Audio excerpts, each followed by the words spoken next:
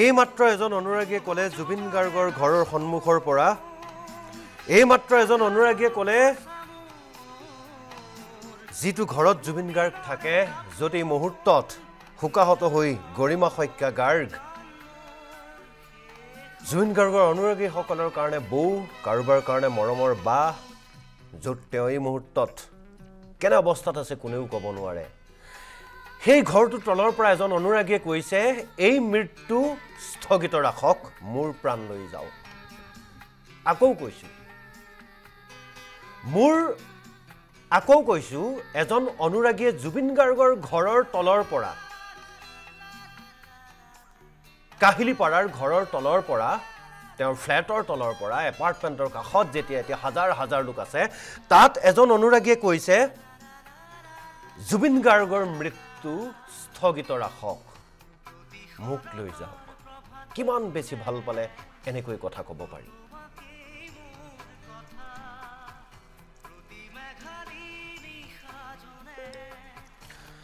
কিমান বেছি ভাল পালে এজন শিল্পীক এগৰাকী শিল্পীক এনেদৰে ক'ব পাৰে ক্ষণজন্মা শিল্পী ভগৱানে কেতিয়াবা পঠিয়ায় নেদেখাজনে কেতিয়াবাহে পঠিয়ায় ধৰাৰ বুকুলৈ এটা জাতিৰ বুকুলৈ এখন ৰাজ্যৰ বুকুলৈ এখন দেশৰ বুকুলৈ এনে শিল্পী এনে সৰ্বস্তৰৰ ভাল পোৱা মানুহক কেতিয়াবাহে পঠিয়ায় আজি জুবিন গাৰ্গৰ কাহিলিপাৰাৰ সেই ঘৰটোৰ সেই ফ্ল্যাটৰ তলত যেতিয়া হাজাৰ হাজাৰ লোক উপস্থিত আছে অলপ আগতে আমাৰ সাংবাদিক জিতুমণি ডেকাই দেখুৱালে এজন যুৱকে কৈছে জুবিন গাৰ্গৰ মৃত্যু স্থগিত ৰাখক কিমান ডাঙৰ কথা কৈছে কিমান বেছি ভাল পালে এনেদৰে ক'ব পাৰি যে জুবিন গাৰ্গৰ মৃত্যু স্থগিত ৰাখক মোক লৈ যাওক ইয়াৰ পৰা এয়াই জুবিন গাৰ্গ সেইকাৰণে কৈছো জুবিন গাৰ্গ এটা নাম নহয় জুবিন গাৰ্গ এটা অনুষ্ঠান জুবিন গাৰ্গ এক জাতীয় অনুষ্ঠান জুবিন গাৰ্গ এখন গ্ৰন্থ নহয় এখন মহাকাব্য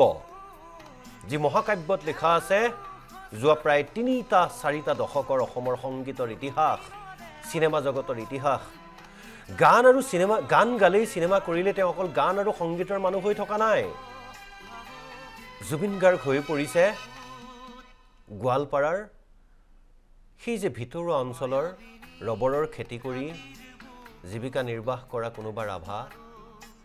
সেই যে খদিয়াৰ আদা খেতি কৰি জীৱন নিৰ্বাহ কৰা মানুহজন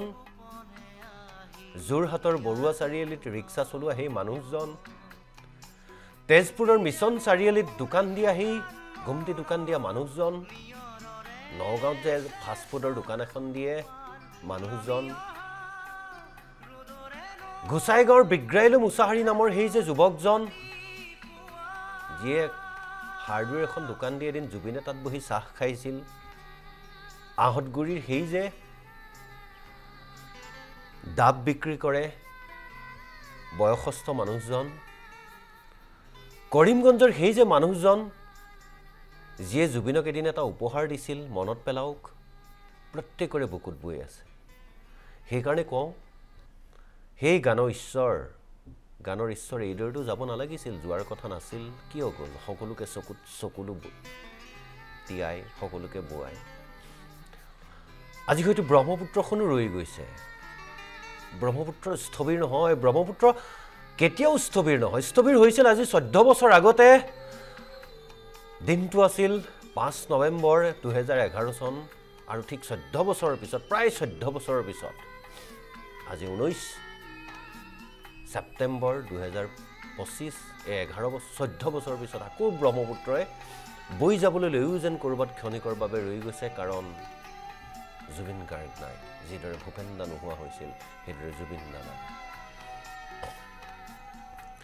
এজাক কপৌ উৰি গৈছিল শান্তিৰ কপৌ পাৰ আকাশত হয়তো সেই মুহূৰ্তত আজি 2:45 বিয়লি ভাৰতীয় সময়ত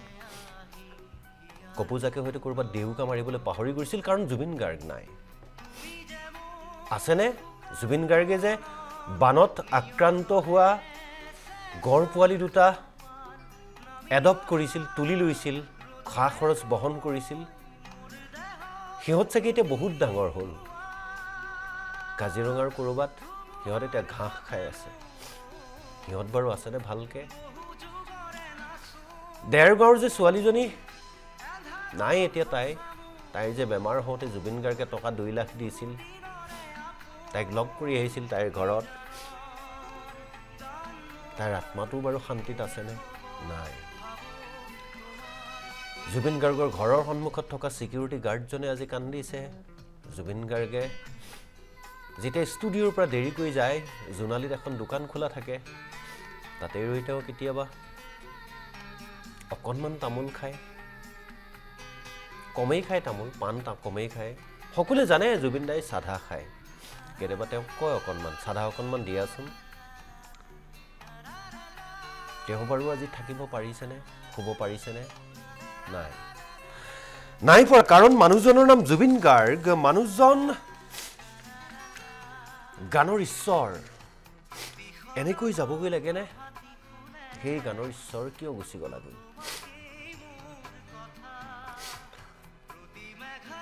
হিৰুৰে লিখিছিল জুবিনদাৰ প্ৰিয় কবি গীতিকাৰ হিৰুৰে লিখিছিল মৃত্যুটো এটা শিল্প জীৱনৰ কঠিন শিলত কটা নিৰ্লোভ ভাস্কৰ্য জুবিনদাও গাইছিল মৃত্যু যদিহে শিল্প হয় তেনে মৃত্যু কিয় সুলভ এই জুবিন গাৰ্গ নামৰ মানুহজনৰ প্ৰতি খেয়ালি বহেমিয়ান মানুহজনৰ প্ৰতি অসমবাসীৰ এটা অভিযোগ সদায় থাকিব 52 বছৰহে কিয় যাবগৈ লাগে কাকো একো নোকোৱাকৈ নদী ভাল পোৱা মানুহজনে ইমান দূৰ হাজাৰ হাজাৰ কিলোমিটাৰ দূৰৰ সাগৰৰ বুকুত কিয় গুচি যাবগৈ লাগে যদি মৃত্যু শিল্প হয় তেন্তে কিয় ইমান সুলভ মৃত্যু আবেগবোৰ অকণমান মৰিখন কৰিব লাগে কিন্তু মানুহজনৰ নাম যেতিয়া জুবিন গাৰ্গ তেতিয়া তাত সাংবাদিকতাৰ এথিক্স ক'ৰবাত গুচি যায় কথা কওঁতে চকু পানী ওলাব উপায় নাই কাৰণ মানুহজনৰ নাম জুবিন গাৰ্গ জুবিন মানে এক মহাকাব্য জুবিন মানে এক অনুষ্ঠান ভাবকচোন অসমৰ পৰা এদিন ব্ৰহ্মপুত্ৰখন নাইকিয়া হৈ গ'ল থাকিব পাৰিবনে আপুনি যদি উজনিৰ মানুহ এবাৰ ৰাতিপুৱা শুই উঠি যদি চাই বোলে পাটকাই পাহাৰখন নাই সমান হৈ গ'ল দূৰ দূৰণিলৈকে কোনো পাহাৰ নাই আপুনি ভাবিব পাৰিবনে আপুনি যদি মাজুলীৰ মানুহ হয় আপুনি দেখিছে যে ব্ৰহ্মপুত্ৰখন নাই আপুনি পাৰিবনে সময়খিনি পাৰ কৰিবলৈ আপুনি যদি গুৱাহাটীৰ মানুহ হয় মূৰ তুলি চাই দেখিছে যে কামাখ্যা মন্দিৰটো নোহোৱা হৈ গৈছে আপুনি পাৰিবনে সহ্য কৰিবলৈ বিশ্বাস কৰিবলৈ আপুনি যদি গোৱালপাৰাৰ মানুহ হয় ভাবিব পাৰিবনে যে শ্ৰীসূৰ্য পাহাৰখন নাই আপুনি যদি তেজপুৰৰ মানুহ হয় আপুনি এবাৰ ভাবিব পাৰিবনে যে এই ৰাস্তাটোৱেদি ভালুকপুং অথবা টাৱাঙলৈ যায় কিন্তু হিফালে অৰুণাচলখন নাই আপুনি ভাবিব পাৰিবনে আপুনি যদি কোকৰাঝাৰ অথবা বাক্সা চিৰাঙৰ বাসিন্দা আৰু ৰাতিপুৱা শুই উঠি আপুনি শুনা নাই বাগুৰুম্বা অথবা খাম চিফুঙৰ শব্দ পাৰিবনে আপুনি বিশ্বাস কৰিবলৈ নোৱাৰে আৰু জুবিন গাৰ্গনো কোন অসমৰ বাবে অসমত থকা প্ৰত্যেকজন মানুহৰ বাবে যিয়ে অসমত থকা প্ৰত্যেকটো ভাষা জনগোষ্ঠীৰ মানুহৰ বাবে গীত গাইছিল সেই মানুহজন নোহোৱাৰ কথাটো আপুনি ভাবিব পাৰেনে আমাৰ অতি মৰমৰ প্ৰাণৰ ডক্টৰ ভূপেন হাজৰিকাৰ প্ৰসংগত ডক্টৰ মামণি ৰয়ছম গোস্বামী বাইদেৱে এষাৰ কথা কৈছিল ভূপেন দা তোমাক বাদ দি মই মোৰ অসমৰ মানচিত্ৰ অংকন কৰাৰ কথা ভাবিব নোৱাৰোঁ 20 শতিকাৰ ভূপেন দা আৰু 21 শতিকাৰ আমাৰ মৰমৰ জুবিন দা জ্যেষ্ঠসকলৰ কাৰণে জুবিন একেটাই বাক্য ক'ব বিচাৰোঁ জুবিন দা তুমি বুলি কৈছোঁ তোমাক বাদ দি বাৰু অসমৰ মানচিত্ৰখন আমি আঁকিব পাৰিমনে ভাবিব পাৰিমনে যিদৰে নোৱাৰোঁ ব্ৰহ্মপুত্ৰক বাদ দি অসমৰ কথা ভাবিবলৈ কাজিৰঙাক বাদ দি বিহু বাগুৰুম্বাক বাদ দি কামাখ্যা সত্ৰ নামঘৰক বাদ দি আমি ভাবিব নোৱাৰোঁ বৰপেটা বটদ্ৰৱা মাজুলী অথবা শ্ৰীসূৰ্য পাহাৰৰ কথা আমি বাদ দি যিদৰে অসমৰ কথা কল্পনা কৰিব নোৱাৰোঁ বৰাক ব্ৰহ্মপুত্ৰৰ কথা বাদ দি যিদৰে আমি ভাবিব নোৱাৰো অসমৰ কথা জুবিন দা তোমাৰ কথা ভাবিব পাৰিম নাই সেইকাৰণে কৈছো সেই গানৰ ঈশ্বৰ এনেকৈ কোনো অভিযোগ নোলোৱাকৈ যাবগৈ লাগেনে তোমাৰ প্ৰিয় কবি হীৰেণ ভট্টাচাৰ্যই আমাৰ হিৰুদাই লিখিছিল মৃত্যুটো এটা শিল্প জীৱনৰ কঠিন শিলত কথা নিৰ্লোভ ভাস্কৰ্য হ'ব পাৰে কিন্তু 52 বছৰত কিয় গুচি গলা নালাগিছিল বেয়া পাইছো তোমাক এয়া এজন এংকৰ হিচাপে মোৰ কথা নহয় আমাৰ কথা নহয় এয়া অসমৰ প্ৰত্যেকজন মানুহৰ কথা দেখি আছানে চাই আছানে কৰবাৰ পৰা হাজাৰ হাজাৰ মানুহ ওলাই আহিছে আজি তুমি শুই আছা জুবিন দা কিন্তু মানুহবোৰ জাগি আছে কাৰণ এইখিনি মানুহ শুবলৈকে ভালদৰে শুই থাকিবলৈকে এদিন তুমি জাগ্ৰত হৈ গান গাইছিলা কোনোবা যদি বিৰহী প্ৰেমিকাৰ কথা ভাবি ৰাতি শুব পৰা নাছিল তোমাৰ গান শুনি শুইছিল জুবিন গাৰ্গ জুবিন দা কোনোবা মানুহে যেতিয়া কেতিয়াবা দুখত পৰিছিল তোমাৰ গান শুনি সান্তনা লাভ হৈছিল কেতিয়াবা কোনোবা মানুহে যদি আনন্দও পাইছিল যোৱা 3টা দশক তোমাৰ গান শুনিয়ে কটাইছিল তুমিতো গাইছিলা সোণৰ অসম নালাগে মোক মাটিৰে সজাও কিয় গুচি গলা বহুত অভিযোগ থাকিব অসমৰ মানুহৰ কাৰণ ভাবিব নোৱাৰো অকল্পনীয় অবিশ্বাস্য অনাকাংক্ষিত এই মৃত্যু গানৰ জুবিন প্ৰাণৰ জুবিন হেপাহৰ জুবিন আৰু নাই এয়া অসমে ভাবিব নোৱাৰে কিন্তু জুবিন গাৰ্গৰ জানো মৃত্যু হ'ব পাৰে নোৱাৰে যেতিয়ালৈকে অসম আৰু অসমীয়া থাকিব জুবিন গাৰ্গ প্ৰাণত বৈ থাকিব তেজত বৈ থাকিব কাৰণ জুবিন গাৰ্গ মানুহ নহয় জুবিন গাৰ্গ তেজ মঙহৰ মানুহ নহয় অসম আৰু অসমীয়াৰ কাৰণে কাৰণ জুবিন গাৰ্গ এটা সত্তা এটা আবেগ এটা অনুষ্ঠান অসম আৰু অসমীয়াৰ বাবে মানুহে তোমাক গালি পাৰিছিল জুবিন দা নিজৰ ল'ৰাৰ দৰে ভাবি নিজৰ দাদাৰ দৰে ভাবি কেতিয়াবা সদায় নহয় কিন্তু সেই গালি পৰা মানুহজনো কিন্তু এই বুলিয়ে গালি পাৰিছিল কাৰণ বহুত ভাল পাইছিল তোমাক কিন্তু মাতৃভূমিৰ পৰা নদী ভাল পোৱা মানুহটোৱে বৰ দূৰলৈ গৈ সাগৰৰ মাজত শুই পৰিলা তোমাৰ এটা কবিতা আছে জুবিন দা মাতিম সাংবাদিকতাৰ সকলো এথিক্স এই মুহূৰ্তত আঁতৰাই মইওতো মানুহ আমিওতো মানুহ মই বুলি নহয় আমিওতো মানুহ তোমাৰ কথাৰে তোমাৰ এটা কবিতা মাতিম আৰু বিদায় লম বাতৰিৰ পৰা বিদায় লম আৰু ভালে থাকিবা আহা গুৱাহাটীলৈ লগ পাম গোটেই অসম আহিছে জুবিন দা শদিয়াৰ পৰা আহিছে নহয় দেউৰী বৰা চুতীয়াহত লখিমপুৰৰ পৰা আহিছে কামান পেগু কাৰ্বি আংলঙৰ পৰা আহিছে ইংটিপি তেৰং ডিমা হাছাৰৰ পৰা আহিছে আমাৰ ডিমাচা ভাই ভনীহঁত গোৱালপাৰাৰ পৰা আহিছে ৰাভা ভাই ভনীহঁত গোৱালপাৰাৰ পৰা আহি আছে তেওঁলোক বসুমতাৰী বড়ো অথবা মুছাহাৰী সকলো আহিছে জুবিন দা মৰিগাঁৱৰ পৰা আহিছে বৰদলৈ অথবা পাতৰ সকলো আহিছে তিনিচুকীয়াৰ পৰা আহিছে মৰাণ আহিছে মটক সকলো আহিছে জুবিন দা সকলো আহিছে কেৱল তোমাৰ বাবে সকলো আহিছে মাজুলীৰ পৰা আহিছে বনমিতা পেগু আৰু লগত বহুত সকলো আহিছে জুবিন দা তোমাৰ বাবে তোমাক শেষবাৰৰ বাবে দৰ্শন কৰিবৰ বাবে জুবিন গাৰ্গক কোনো শেষবাৰৰ বাবে চাবই নিবিচাৰে কিন্তু সময় এনেকুৱাকৈ লৈ গ'ল যে তুমি গুচিয়ে গ'লা বাহিৰে ভিতৰে কেৱল তুমি আৰু তুমি তোমাৰে এটা কবিতা বাহিৰে ভিতৰে সকলো আহিছে জুবিন দা ডুমডুমাৰ পৰা আহিছে লক্ষ্মী মিনি ফাগলু বুধুৱা সকলো আহিছে জুবিন দা আহিছে নাহৰকটীয়াৰ নামফাকেৰ পৰা কোনোবা ইলিঙুন অথবা এমজেড চাউলুং সকলো আহিছে গহপুৰৰ পৰা আহিছে সকলো জাগুনৰ পৰা আহিছে কোনোবা নেৱাৰ মগৰ অথবা তামাং ক'ত নাই তুমি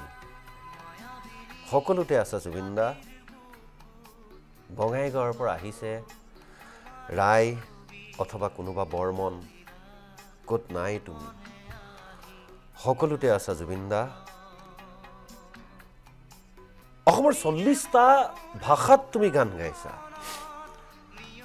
হাজাৰ হাজাৰ নহয়, লাখ লাখ নহয়, অসমৰ 3.5 কোটি মানুহৰ প্ৰত্যেকজন মানুহৰ ভিতৰত তুমি জীয়াই আছা। তোমাৰ কাৰণেতো আহিবই। আৰু তোমাৰ কবিতা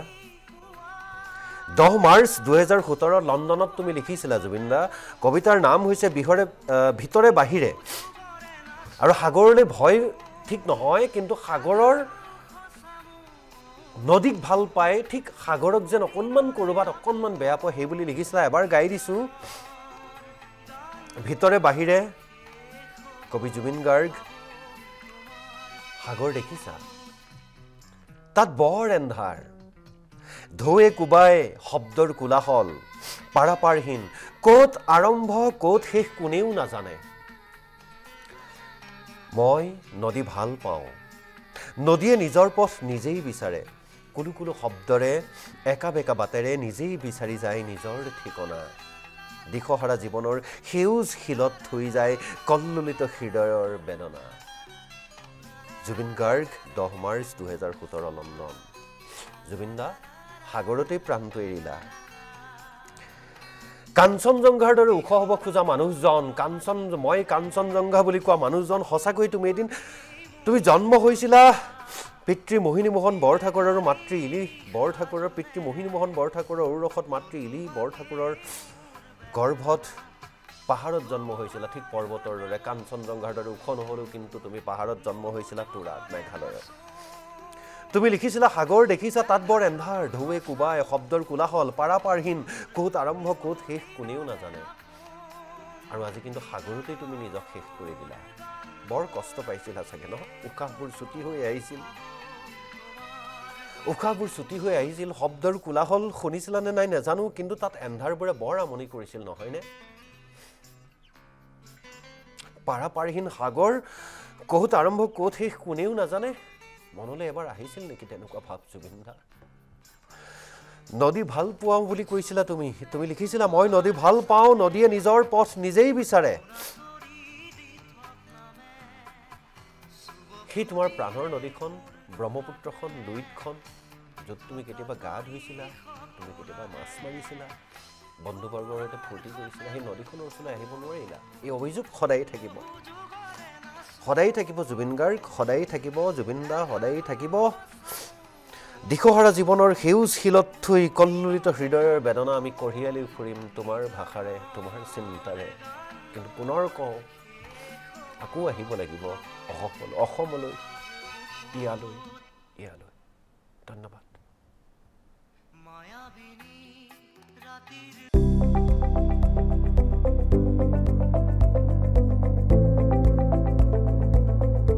NB নিউজ, সহজ সৰল ভাষাত নৱভাৰতৰ কথা।